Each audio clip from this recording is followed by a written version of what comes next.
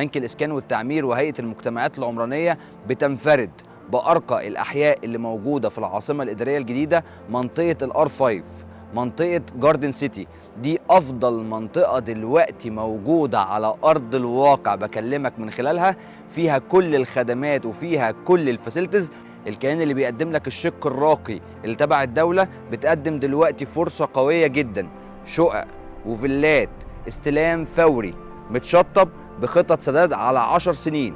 واللي بيشتري في الطرح الافتتاحي لبنك الإسكان والتعمير هو عارف ان هو بيحط فلوسه النهارده، هو ضمن خلاص ان الحاجة بتاعته قائمة على أرض الواقع ومتسلمة استلام فوري ومتميزة جدا في التشطيب وهيحقق أرباح.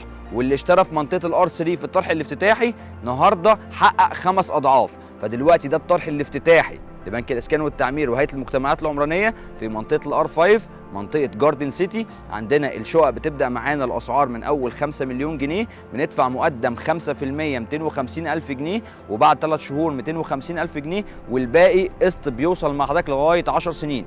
وبالنسبة للفيلات عندنا المقدم بيبدأ معانا من أول 800 ألف جنيه، وبعد 3 شهور 800 ألف جنيه، ومن قسط المتبقي على 10 سنين واستلام حضرتك فوري. لو أنت مهتم تقدر تتواصل معانا أو تعمل ساين أب، وفريق المبيعات هيقدر يتواصل مع حضرتك. بشكر حضراتكم جدا.